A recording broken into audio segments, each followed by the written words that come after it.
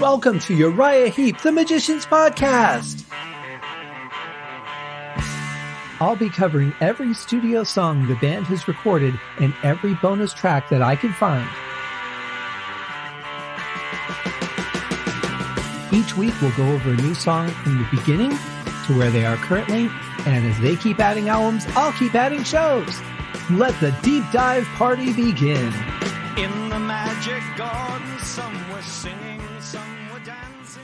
Oh, son of a... Hey! Hello and welcome to Uriah Heep, the Magician's Podcast. I am your host, Scott Haskin, as we are continuing our journey through the wonderful album, Abominog. And I love where the band is at this point in their career. Really fantastic sounds, some great songwriting, just all really renewed and refreshed energy. Just fantastic stuff. And we're going to get to this song in just a couple of minutes. But first, it's Monday, guys. I hope you had a great weekend. I had a very productive weekend myself, and I'm very happy about that. I'm working on a drum track for a band, which is a lot of fun. And it's going good. So I hope things are going well with you guys too. Speaking of things that are going well, we are getting closer and closer to the release of the BMG Uriah Heep box set. I am so excited about this. It is just called Everyday Rocks. 7 picture discs, 7 t-shirts, a wall calendar, phrases, all kinds of cool things. Going to be absolutely amazing. The picture disc, I've seen the artwork. If you've gone to my website, there's pictures of it there. Just looks absolutely stunning, and I definitely cannot wait to get my copy of that. Going to be a good time. But, there are some people who have really been very helpful, and I want to start with a special thank you to my friend Elke over in Germany. She has just been absolutely a huge supporter of the show. Made a wonderful donation through PayPal, which you can also do if you don't want to do the Patreon, if you just want to do like a one-timer. I think you can set up a reoccurring through there as well. Some people prefer PayPal over Patreon. Either one is fine. But she made a very generous donation. So, of course, it's only right. It's just the decent thing to do to put a link to her website in the show notes there where you can see her artwork. She's a very, very talented artist, and you should check it out because her stuff is really worth taking a look at, or taking a second look at even.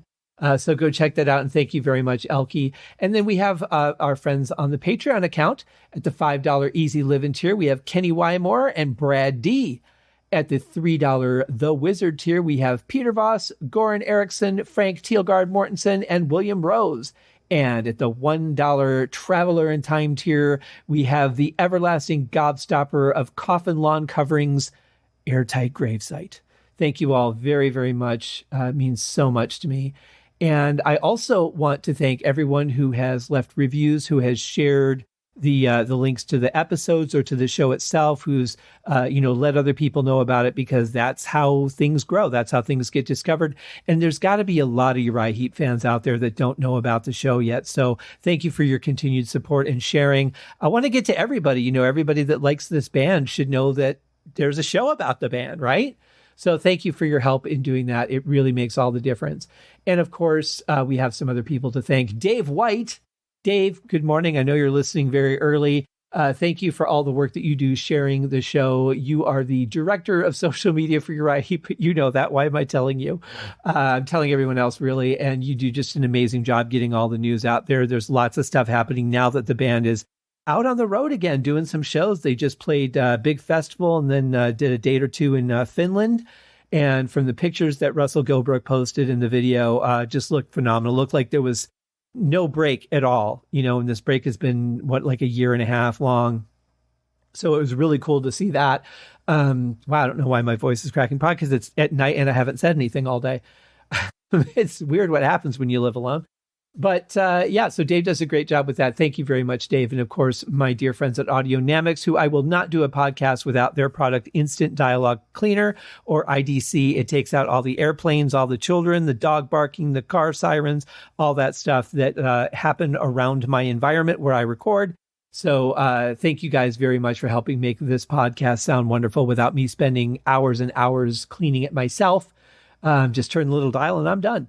And of course, my buddy Scott Lazinski, who I have known a great many years, is an incredible artist and did the logos for the show, the day and night logos that you see me posting all the shows in, and also on some of the social media like Twitter, where you just have that little round circle. We're using the mini logos that he designed for that. And then on the actual show, of course, we've got the big Day and Night Uriah Heep logos that I just switch back and forth every other album.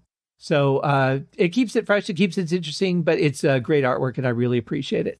Now, of course, before we get on to today's song, Son of a Bitch, we have to thank our brothers in the Deep Dive Network. Over the Deep Purple podcast, we have Nate and John just cranking out amazing episodes every week. I'm so impressed with the creativity of ideas that they have coming up with just different episodes. You know, at first I thought, well, it's going to be an album, an episode, and they're going to dig into the family a little bit, but this show will be over in like a year. And no, they have a long way to go, and they're just coming up with some really awesome creative shows. Go check them out if you haven't already. And of course, at Skinner Reconsidered, we have The Simple Man. At T-Bone's Prime Cuts on the other side, we have Terry T-Bone Mathley.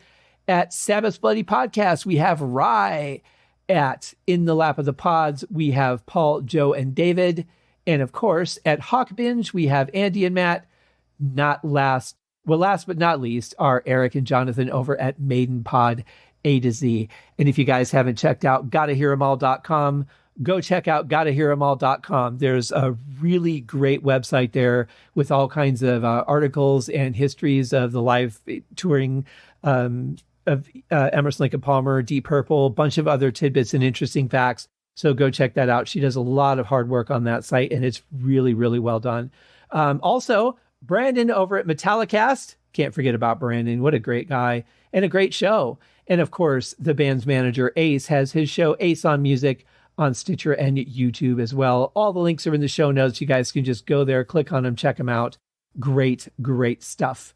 So we're going to get into the song now. This song, Son of a Bitch, was originally on the Abominog Jr. EP, which I do not have. I don't know what the logo was for it, actually. I've never looked. But it would be interesting to see if there was like a baby of the Abominog monster that we see on the cover. That would be kind of cool.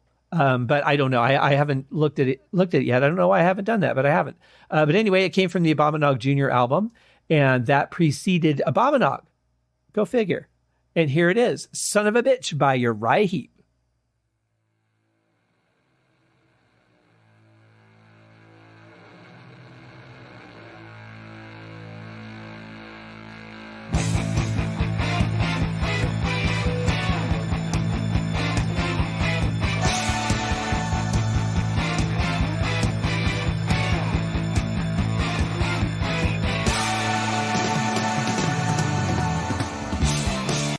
I really like that synth intro as it kind of fades in. It reminds me a little bit of Death Alley Driver by Rainbow. It had that sort of simulated electronic motorcycle sound at the beginning. And this was very similar to me. It just kind of brought that back right off the bat. But I love what it goes into, just a nice even rhythm, a nice brassy synth on top of it. But you can tell that this is going to be just a good solid rock song right off the top.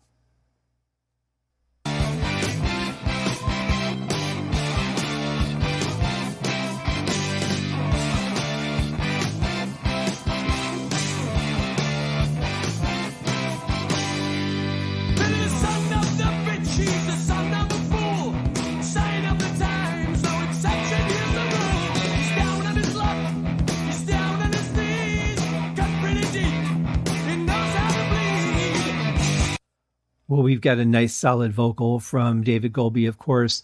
It sounds like he's singing in his upper range a little bit, and I like that. It sounds, a little more powerful, a little bit more emotional, which I like, a little more passionate too when you sing up in a higher pitch. And but he still sounds strong in that range, which I really like. Love those little fill-ins that Mick is giving us. Something that he's kind of brought back into the fold with this new version of the band. And I really like that. The song sounds so much more full when there's little fillers in there instead of I'm just going to keep playing this rhythm. It makes it more colorful. It makes it more interesting. It makes it less repetitive too, even though the rhythm is going to do the same thing. Just kind of makes me feel like there's something different going on. So that's really good. But the mix is really nice on this song. They're really leaving a lot of room for the vocals to cut through, which has been kind of a problem with this lineup of the band because they panned everything to the center. A lot of times the vocals are getting a little bit drowned out. But so far, what we're hearing is they're really giving him the room to shine during the verse. Fear the son of the dog, you'll see him run with the pack. He won't look you in the eyes, he'll stab you in the back. The son of the dog only runs with the pack. He'll take your life, he won't look back. I like that synth that comes in, and that seems to be very common of John Sinclair to play something like that. And I like the way that they panned it because they spread it out a little more in the sound field so that it's a little more out of center. And that's good because that would have potentially caused the problem I was just talking about, where it's starting to overshadow the vocals a little bit. Because if it was in the center at that volume level, it probably would. So I would either lower it in volume or prefer to do what they did, which is kind of spread it out in the sound field a little bit and keep that room open for the vocals to shine through. The chords are really interesting here. I don't know why, but they seem very different to me than what you would have in a standard song. It's generally the same progression, the direction that they head in, but there's just something about the sound of them that just feels a little bit unique to me. I can't quite pinpoint what it is.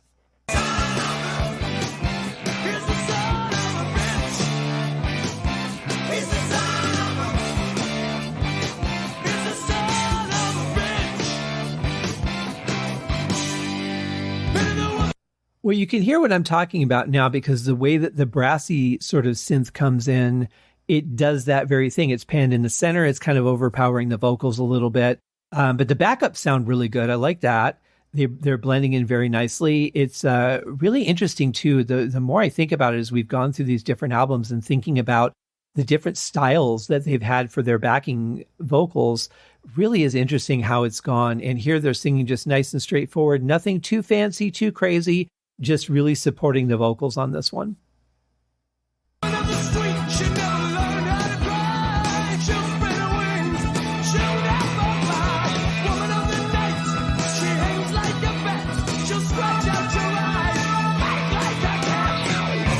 Ooh, some nice backing vocals during the verse there too. I like that. And interestingly, it sounds like the same effect that they use on the vocals in Return to Fantasy. I really like that sound too. And I don't know if that's a phaser that they used that was just set on something really extreme, but I love the sound of that. I thought that blended very nicely because they don't overuse that. You can really easily overuse effects like that. They sound cool. You want to throw them on everything. I remember this guy that I jammed with a while ago, like years ago, and he was a guitar player. And he had just gotten a flange pedal, and it was the coolest thing in the world to him. So every solo he played, he had to put the flange pedal on it. And I'm like, that's really getting old. It sounds good on each individual song, but if you do it on every song, it really, really gets old.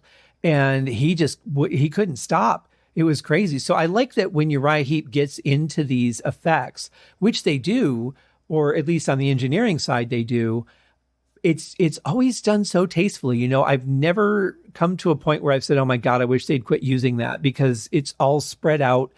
It's often used in a more tasteful way than really upfront. And I love that about them. Very, very experimental, yet conscious of how, annoying that could be.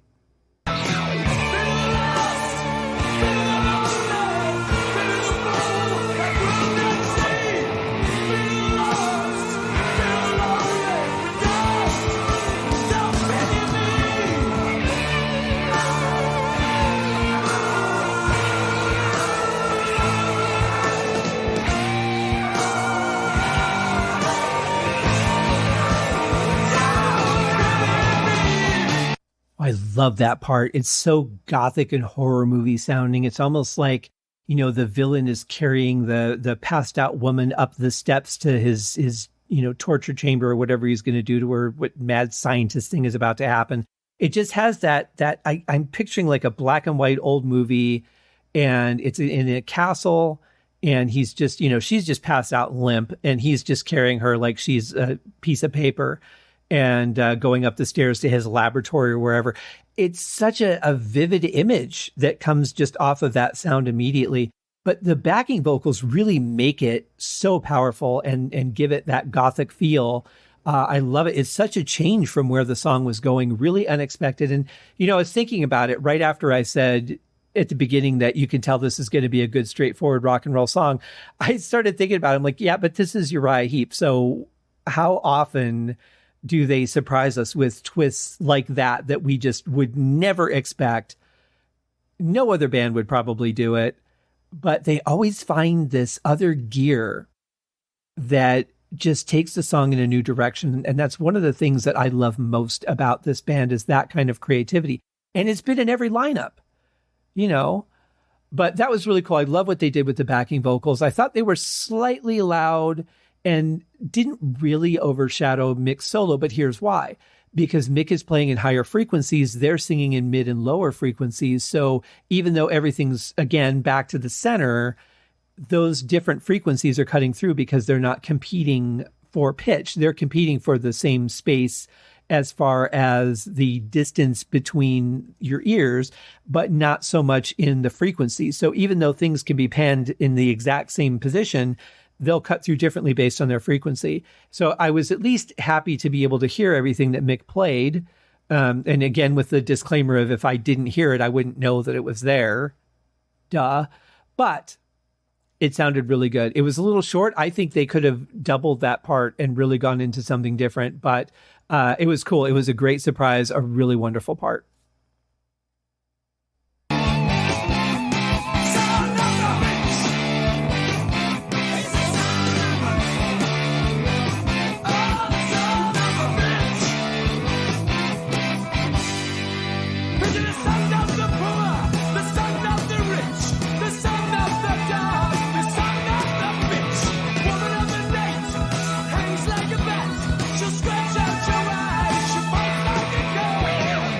They've really added some nice layers as the song has progressed, because this part, if you think about the first verse and where we're at now, you know, even just that synth in the background would be one thing, but now, you know, they've added the backing vocals. The whole thing just sounds bigger and richer. It also sounds faster, even though it's really not.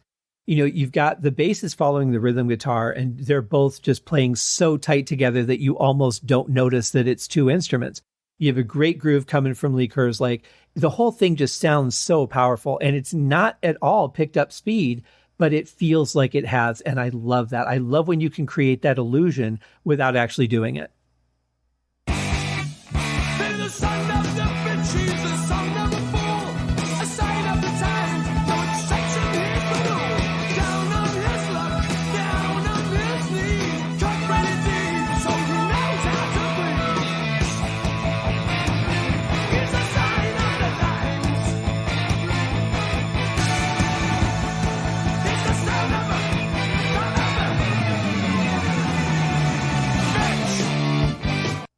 Another cool and completely unexpected transition. This is what I'm talking about. This is one of the things that these guys are just the masters of. I absolutely love it.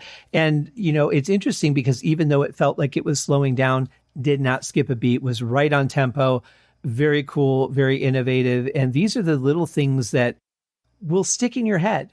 You know, you might just be walking down the street, the song will pop in your head and you'll hear just like that motorcycle sound, or you'll hear that slowing down part right there, or just something will stick in your head.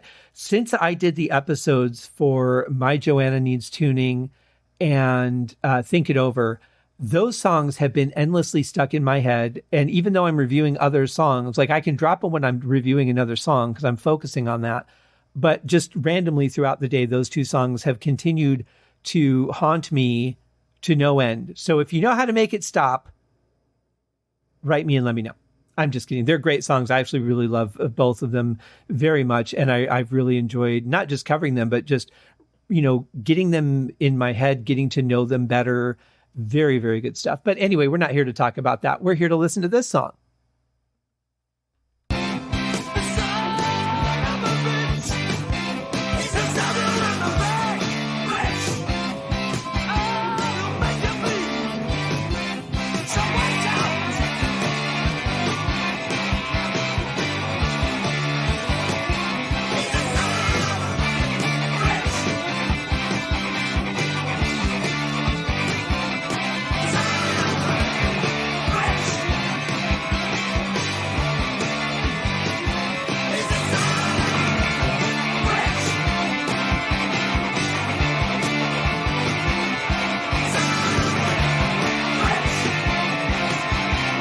Just realize how much more this song is in your face right now than it was even 20 seconds ago.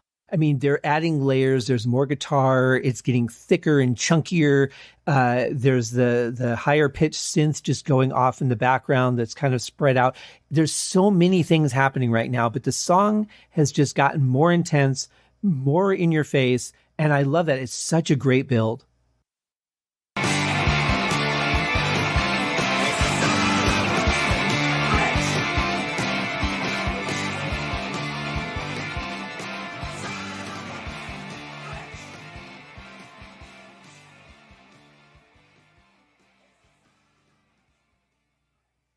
Yeah, I'd really like to have an extended version of that sees where that song goes, because the intensity was just fantastic.